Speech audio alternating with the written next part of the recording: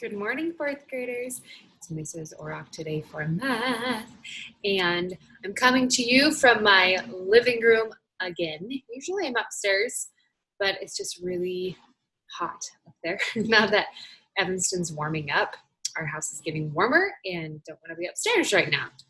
So I am excited to be teaching you your math lesson again today. So today we're actually doing lesson 6, and lesson 6 is a really good one. So the reason why I think lesson 6 is really great is because basically what we're going to be working on is solving problems involving mixed units of capacity. So if you have forgotten what capacity is when you are using something that can hold fluid, okay, or air or a solid. All right, so now things that we usually use for capacity: liters, milliliters, cups, quarts, gallons, pints, etc. And today I'm super stoked because I'm going to be taking you into my kitchen. We're going to be making a little surprise. So let's head on through.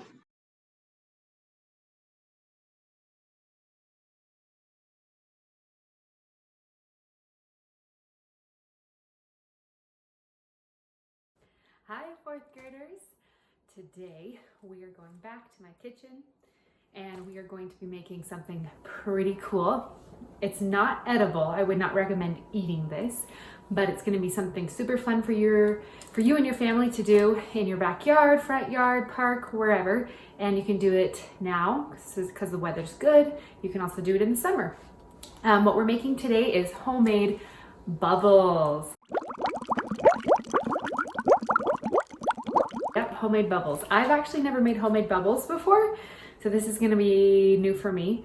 And the cool thing about these bubbles is that you can store them for weeks, for a couple weeks. If you don't use them, just make sure you put a lid on whatever container you're storing them in, and they should be pretty fun. And they're supposed to make really massive bubbles. The bigger the wand you have, the bigger the bubble's gonna be, and the longer you let the bubble solution sit, the stronger and bigger the stronger the bubbles will be, because they'll be able to be bigger for longer. So we're gonna give it a go.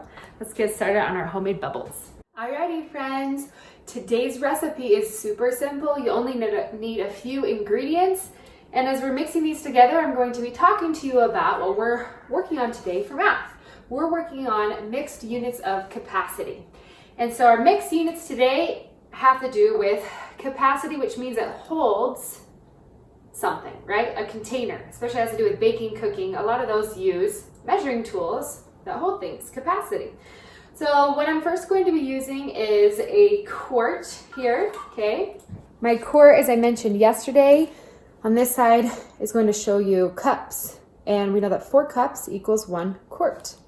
We're going to be using a regular cup. And then I found this in my drawer because it would be a lot easier if I had an actual 3rd cup, because we're going to be using this today as well. So mix units. First step, you're going to need 1 quart of water. I would say just measure as close as you can, and it doesn't really matter the temperature of the water. I'm just going to do a nice cool water. And remember, 1 quart is 4 cups. I'm using a glass bowl just so you can see it. I would recommend for you to use plastic because we don't want anything to break in the kitchen. So use a plastic bowl at home. 1 quart or 4 cups of water. Your container also needs to be big enough to hold 1 gallon. We're not making a whole gallon of this today, but just because when you mix things up, like we talked about yesterday, it aerates a little bit, adds a little bit of air, and you want enough room to stir. The next thing you're going to need is some corn syrup. I'm using light corn syrup. I feel like that works pretty well. So just use some corn syrup. Most people have this around their house. And you're going to need 2/3 cup of corn syrup. I have a 1/3 cup, so I have to do this 2 times.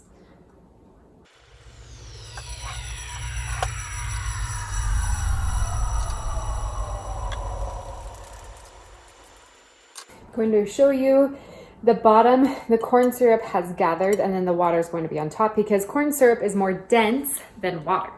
I'm gonna make sure I mix this up really, really good. I want to make sure the water and corn syrup is about as mixed as it can get before I add the soap. The reason why we add corn syrup is because corn syrup gives it the structure. It's very sticky, which means it's going to allow the bubbles to stay pretty strong and to form that bubbly shape. When we add the soap is going to give it its soapy structure. And we need soap in order for it to be considered bubbles and in order for it to foam a little bit. At this point, you can be pretty vigorous when you're stirring with a whisk. When you have the bubbles, you don't want to stir too much or make it too bubbly because you don't want to get rid of all the bubbles. All right, here we go. It's looking pretty good. You can tell that there's not a lot of corn syrup. It's still at the bottom. It's all mixed in with the water for the most part.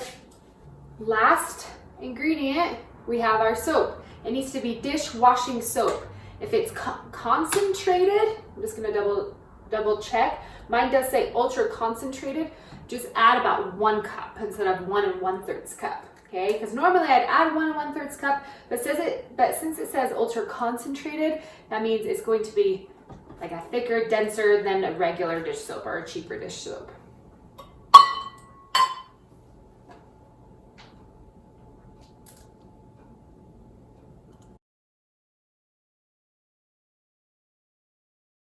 We have our soap bubble solution. It's ready to go. Remember I said don't stir too vigorously for when you have the soap because you don't want to get rid of all of the lovely bubbles in there. Now I'm just going to let this sit for a couple hours. You're welcome to move it into a container with a lid. That way no animal or person gets into it and thinks it's some sort of punch, okay? Don't drink this. That would not be good. And keep it stored with a lid, and then in a couple hours I'm going to come back, check on it, and I'm going to start blowing some bubbles. All right, my friends, so a couple of questions for you. Now that we're dealing with mixed units of capacity, we need to talk about questions of capacity. Our solution here that we made had a combination of things, okay? So let's think about what we added. We added 1 quart of water, or 4 cups of water. Then we added 2/3 cups corn syrup, and then we added 1 1/3 cup soap. I just added 1 cup soap because mine was ultra concentrated, but regular dish soap can just be a 1 1/3. If you add all those up together, how many cups of solution did you make?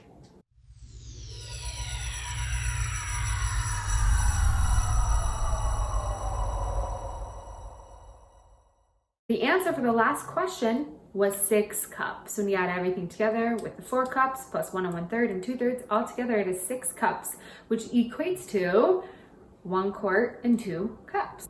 My next question for you is, if I had a 1 gallon container, so let's say that this bowl right here is a gallon, okay? And hypothetically speaking, I'm not sure. If it's a gallon, and my solution is only 6 cups, how many more cups do I need to make 1 gallon?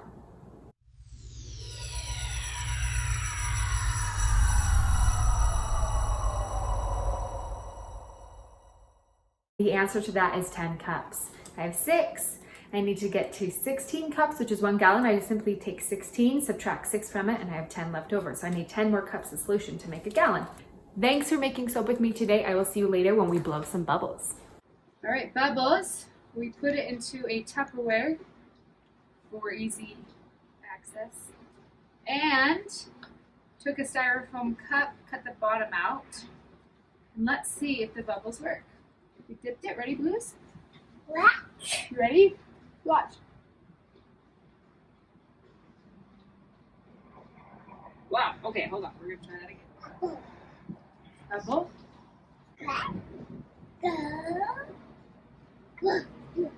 There's one. Whoa, look at the bubble. Look at it go. Wow, that's a pretty cool bubble. Wow, it is floating. Wow, did you see that?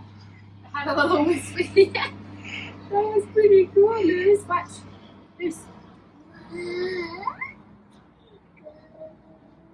Oh, I popped it. I'm sorry. I got too excited.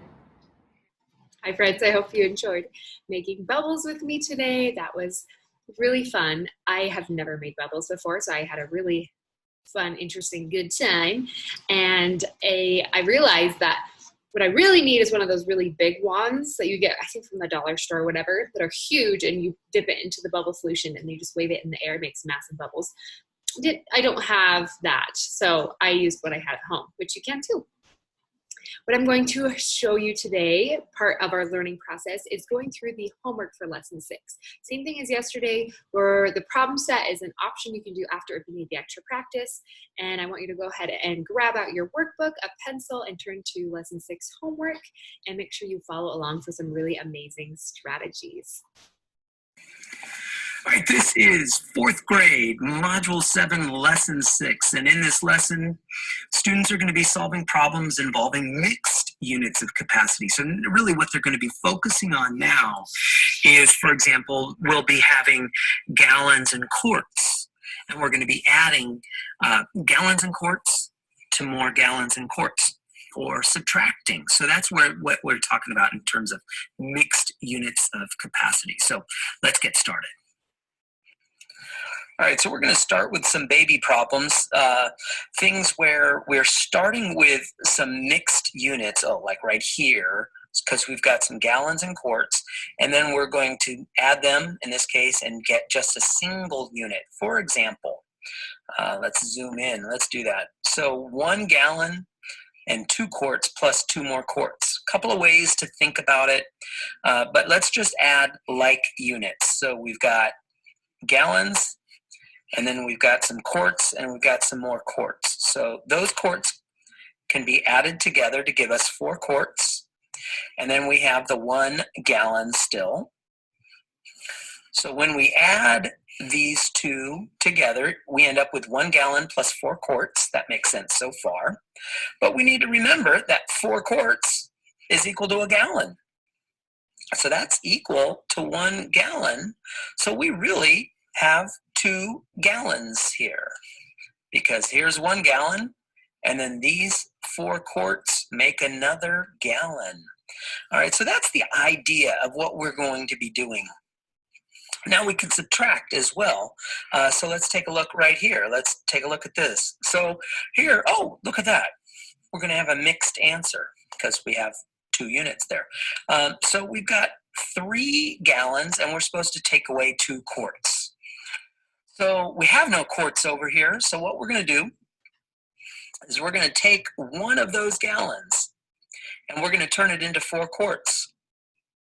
And then we're going to have 2 gallons. So we end up with, instead of calling it 3 gallons, we're changing it to 2 gallons plus 4 quarts. There's our 3 gallons. But now we can take away 2 quarts. So when we take away 2 quarts, we're going to be left with 2 quarts. So we end up with 2 gallons and 2 quarts, because we originally had 4 quarts here. Take away 2 quarts gives us 2 quarts. All right, very, very cool stuff. I think that's enough on this one, although we can. No, that's enough.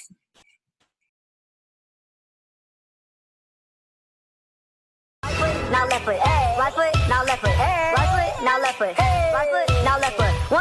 One hand, 2 hands, 2 hands. Hit your rollie, do your dance, Now lean with it, rock with it, lean with it, rock with it.